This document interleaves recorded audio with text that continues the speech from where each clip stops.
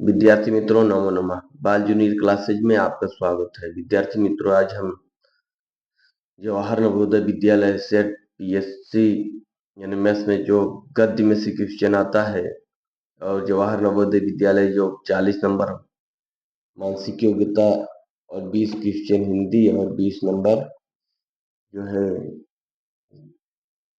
गणित के प्रश्न आते हैं, उनमें से हम 20 प्रश्न हिंदी में गद्य का क्वेश्चन बताते हैं। आप ध्यान से सुने, अपने ज्ञान को वर्धन करें। गंगा का नाम भागीरथी भी है। गंगा को यह नाम क्यों मिला? इसकी इसकी भी एक कथा है। इसकी भी एक कथा है। गंगा का नाम भागीरथी भी है। गंगा का नाम भागीरथी भी है। गंगा को यह नाम क्यों मिला? इसकी भी एक कथा है। राजा सागर के कुल में कई पीढ़ियों के बाद भागीरथी का जन्म हुआ था। अब एक प्रश्न समझते जाओ। राजा कुल में उन्हें कपिल मुनि के आश्रम के आसपास अपने पूर्वजों की बिखरी अस्थियों और आश्रम पवित्र होने की बात पता चली, तो वे अस्थियों के विसर्जन और आश्रम को पवित्र करने का उपाय सोचने लगे। कोई उपाय नजर न आता तो वे राजपाट छोड़कर हिमालय की शरण में चले गए। उन्होंने अपने अथक तप से शिवाजी को प्रसन्न किया और उनके निर्देशानुसार पहाड़ काटते रहे। यह कार्य उन्होंने 20 से 22 वर्ष की आयु में शुरू किया था। अब वह बूढ़े हो चले थे। एक दिन पर्वत में से नदी की एक क्षीण धारा फूट निकली। यह धारा देव गंगा है और यही स्थान गंगोत्री है। मार्ग में देवगंगा में अनेक छोटी नदियां आ मिली। अब देवगंगा हरिद्वार आई और भागीरथी के बताए रास्ते पर चलती हुई वहां पहुंची, जहां भागीरथ के पूर्वजों की अस्थियां बिखरी थी। गंगा ने सबको अपनी गोद में समेटकर पवित्र कर दिया। अब विद्यार्थी मित्रों, ये रहा। अब इस पर प्रश्नोत्तरी हम देखते हैं। गंगा के बारे में क्या सही नहीं है? गंगा का नाम भागीरथी भी है। गंगा का स्रोत हरिद्वार में है। गंगोत्री में गंगा का नाम देवगंगा है। गंगा में भागीरथी के पूर्वजों की अस्थियों को पवित्र कर दिए। ये दोनों है। अब इसमें कौन सा गलत है? गंगा का स्रोत हरिद्वार से। यह क्वेश्चन हमारा गलत है। कहाँ से? B question. अब कौन सा क्वेश्चन गलत है? बी। हम अगला देखते हैं। प्रश्न 3। भागीरथ छोड़कर हिमालय की शरण में चले गए। कौन? अपना घर, राजगद्दी, आश्रम। कौन गए? आश्रम गए कि अपना घर, राजपाट और राजगद्दी। अब दूसरा में जो है क्या है? राजपाट छोड़ के गए। कौन सा? सी। अब तीसरा, भागीरथ का जन्म राजा सागर के में हुआ। आश्रम में, मंदिर में, कुल में, ससुराल में। अब इसमें आश्रम में नहीं। और तीसरा का क्या होगा? डी। भागीरथ का जन्म राजा सागर के में हुआ। अब आप प्रश्न देखेंगे। भागीरथी को गंगा नाम से मिलता है। कपिल मुनि के आश्रम के आसपास पूर्वजों अस्थियों का आश्रम है। उसमें देखेंगे आप, ये अपने कुल में हुआ। कहाँ पे हुआ? अब इसका प्रश्न है तीसरा में किसमें हुआ? डी, ससुराल में। पवित्र का यहाँ विलोम है। पवित्र का विलोम है अपवित्र। पवित्र का विलोम क्या होगा? अपवित्र। विकल्प डी, बी सही है। अनुच्छेद में अथक का अर्थ है। अथक मतलब बिना थके हुए। अथक का पचवा का बिना थके हुए। विकल्प डी सही है। अब हम अगला अनुच्छेद देखते हैं। 5 हो गया। अच्छा, मैदान समतल भूमि के बहुत बड़े भाग होते हैं। वे सामान्यतः मध्य समुद्री तल से 200 मीटर से अधिक ऊंचे नहीं होते। कुछ मैदान काफी समतल होते हैं। कुछ काफी समतल होते हैं। कुछ उर्मिल तथा तरंगित हो सकते हैं। अधिकांश मैदान नदियों तथा उनकी सहायता नदियों के द्वारा बने हैं। नदियां पर्वतों ढालों पर नीचे की ओर बहती है तथा उन्हें अपर्दित कर देती है। अपर्दित पदार्थों को अपने साथ आगे की ओर ले जाती है। अपने साथ ढोए जाने वाले पदार्थों जैसे पत्थर, बालू, सिल्ट को वह घाटियों में निक्षेपित कर देती है। निक्षेपों में मैदानों का निर्माण होता है। अब हमने गद्य देख लिया। अब गद्य में अब हम प्रश्न देखते हैं किस प्रकार का आया है। मैदानी भाग समुद्र से अधिक ऊंचे नहीं होते हैं। अब प्रश्न नंबर 1 क्या होगा? 300 मीटर से ऊंचे नहीं होते हैं। मैदानी भाग समुद्र तल से अधिक ऊंचे नहीं होते हैं। 300 मीटर से लगभग ऊंचे नहीं होते। अधिकांश मैदानी भाग बने होते हैं किसकी सहायता से? नदियों तथा उनकी सहायक नदियों से। दूसरा का बी होगा, नदियों तथा उनकी पर्वतों और पठारों से। दूसरा का बी, पर्वतों और एवं पठारों से। अब नदियां बहती हैं पर्वतों के ढालों पर। नदियां कहाँ बहती है? पर्वतों के ढालों पर नीचे की ओर, पर्वतों के ढालों पर ऊपर की ओर, झीलों में, घाटियों में ऊपर की ओर। ये पर्वतों के ढालों के नीचे की ओर बहती है। अभी पढ़ा ना? ये प्रश्न संख्या तीसरा का ये होगा। अब प्रश्न संख्या चौथा देखते हैं। मैदानों का निर्माण में होता है। मैदानों के निर्माण में होता है, क्या होता है? धाराओं, पर्वतों और दलदलों। क्या होता है? धाराओं, पर्वतों, दलदलों। पर्वत निक्षेपों, धाराओं, पर्वतों, दलदलों।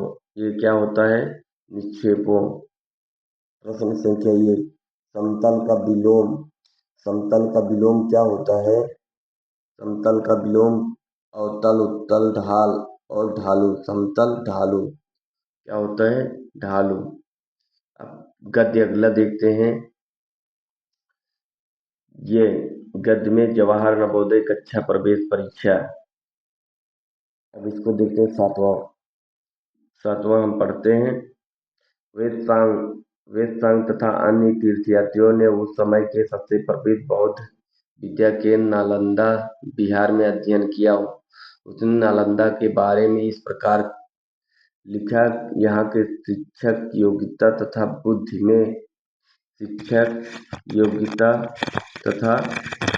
बुद्धि में सबसे आगे हैं। बौद्धों के उद्देश्यों का वही पूरी ईमानदारी से पालन करते हैं। मठ के नियमों का काफी सख्त हैं, जिन्हें सबको मानना पड़ता है। पूरे दिन वाद विवाद चलते ही रहते हैं, जिसमें युवा और वृद्ध दोनों ही एक दूसरे की मदद करते हैं। विभिन्न शहरों के विद्वान लोग अपनी शंकाएं दूर करने यहाँ आते हैं। नए आगंतुकों से पहले द्वारपाल भी कठिन प्रश्न पूछते हैं। उन्हें अंदर जाने की अनुमति तभी मिलती है जब वह द्वारपाल को सही उत्तर दे पाते हैं। 10 में से 7-8 ही सही उत्तर दे पाते हैं। अब इस पर जो प्रश्न बने हैं उसको हम देखते हैं। बौद्ध विद्या केंद्र नालंदा में स्थित है। कहाँ पे है? नालंदा में। नालंदा कहाँ है? बिहार में। उड़ीसा, राजस्थान, बिहार, पश्चिम बंगाल, बिहार। नालंदा के बारे में ने लिखा है। कौन लिखा है? ये त्वांग लिखा है।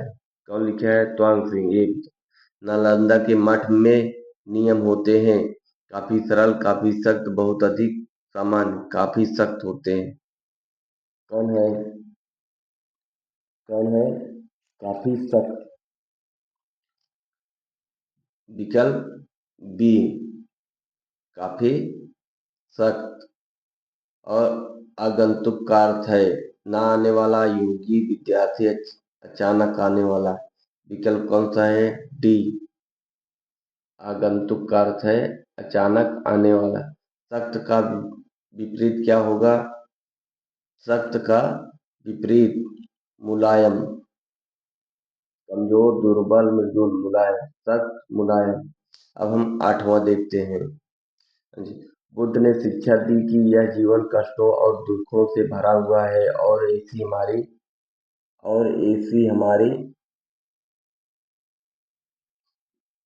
हमारी इच्छा और लालसाओं जो हमेशा पूरी नहीं हो सकती के कारण है। कभी कभी हम जो चाहते वह प्राप्त कर लेने के बाद भी संतुष्ट नहीं होते एवं और अधिक वस्तुओं के पाने की इच्छा करने लगते हैं। बुद्ध ने इस लिप्सा को जहन्ना तृष्णा कहा है। बुद्ध ने शिक्षा दी कि आत्म संयम अपनाकर हम ऐसी लालसा से मुक्ति पा सकते हैं। अब इस पर जो प्रश्न बना है उसको देखते हैं। बुद्ध ने शिक्षा दी है कि से भरा हुआ है जीवन सुख और सम्मान से, जीवन यश, जीवन कष्टों और दुखों से, जीवन मान सम्मान से। क्या है जीवन कष्टों और दुखों से? बुद्ध ने लिप्सा को कहा है बुद्ध ने लिप्सा को कहा है क्या? आत्म संयम। क्या कहा है? बुद्ध ने लिप्सा को कहा है बुद्ध ने लिप्सा को कहा है दूसरा में संतुष्ट। बुद्ध ने लिप्सा को कहा है संतुष्ट। अब आगे देखते हैं प्रश्न। लालसा से मुक्ति पा सकते हैं। लालसा किससे मुक्ति पा सकते हैं? आत्म तृष्णाओं को जागृत कर कष्ट करके लालसा के बल पर आत्म संयम बनाकर अपनाकर। प्रश्न क्या हो जाएगा? ये सही हो जाएगी। लालसा का अर्थ है ऐसी इच्छा जो कभी पूरी न हो सके, ऐसी इच्छा जो सदैव पूरी हो सके। आत्म संयम, संतुष्टि। लालसा का अर्थ है ऐसी इच्छा जो कभी पूरी न हो सके। प्रश्न ये होगा। इच्छा का विलोम अर्थ होगा अनैच्छिक, ऐच्छिक इच्छा अनिच्छा होगा। कौन सा? ये विकल्प। अब हम आगे गद्य देखते हैं। अनुच्छेद 9। मौर्य साम्राज्य के उभरने से थोड़ा पहले, लगभग 2400 वर्ष पहले, चीन में सम्राटों ने चीन की दीवार का निर्माण शुरू किया। इसे बनाने का उद्देश्य उत्तरी सीमा का पशुपालक लोगों से रक्षा करना था। अगले 200 वर्षों तक इस दीवार का निर्माण कार्य चलता रहा क्योंकि साम्राज्य की सीमाएं बदलती रही। यह दीवार लगभग 6400 किमी लंबी है तथा पत्थर और ईंटों से बनी है। इसकी ऊपरी सतह सड़क जैसी चौड़ी है। इस दीवार को बनाने के लिए हजारों लोगों को काम करना पड़ा। प्रत्येक 100 से 200 मीटर किमी की दूरी इस पर निगरानी के लिए बुर्ज बने हुए हैं। अब हम इस पर प्रश्न देखते हैं। चीन का निर्माण कार्य शुरू हुआ कितना? 2400 वर्ष में। अभी इसमें पढ़े कितने? 2400। पहला का सी हमने देखा। अब चीन की दीवार बनाने का उद्देश्य था, क्या उद्देश्य था? पशुपालकों की रक्षा करना, आतंकवादियों की रक्षा करना, आवागमन से शुरू हजारों लोगों को काम करना। विकल्प बी ए होगा। अब आगे चीन की लंबी है कितना? अभी 6400 किमी पढ़े। चीन की दीवार की ऊपरी सतह है सड़क जैसी चौड़ी, बहुत कम चौड़ी, कंकड़नुमा और कड़ी, बहुत अधिक चौड़ी, कहीं बहुत कम चौड़ी। कौन सा है? बी, बहुत कम चौड़ाई की। चीन की दीवार की ऊपरी सतह बहुत कम चौड़ाई पे है। पशुपालक का पर्यायवाची होता है पशुपालक का पर्यायवाची होता है पशुपालक का पर्यायवाची होता है चरवाहा। क्या होता है? विकल्प बी, चरवाहा। अब विद्यार्थी मित्रों अगला क्वेश्चन अनुच्छेद 10 देखते हैं। क्या आपको इस बात पर आश्चर्य नहीं होता कि हम दिन के समय चंद्रमा एवं इन सभी छोटी चमकीली वस्तुओं को क्यों नहीं देख पाते? है।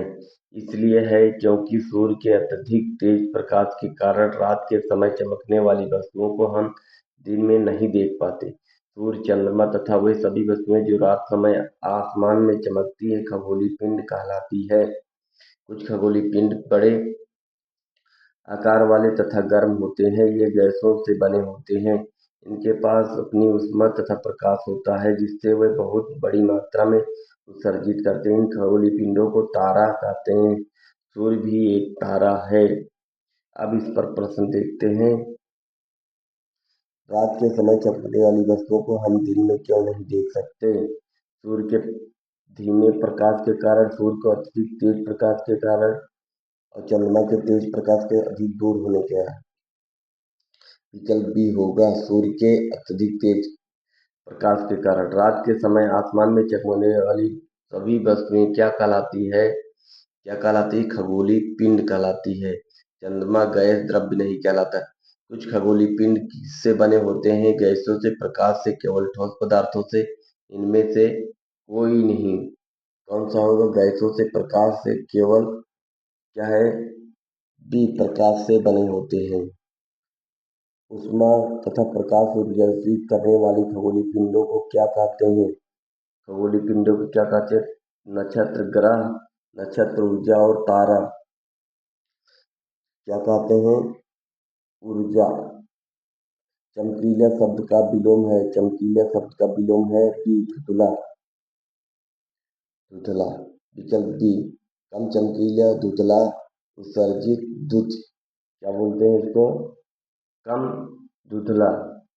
इस प्रकार से विद्यार्थी मित्रों, हमने आपको 10 क्वेश्चन, 10 गद्य नंबर 10 तक पहुंचे भाग 2 में। अब आगे का भाग हम देखेंगे। अब हम आपसे लेते हैं विदा। तब तक के लिए विद्यार्थी मित्रों, नमो नमः।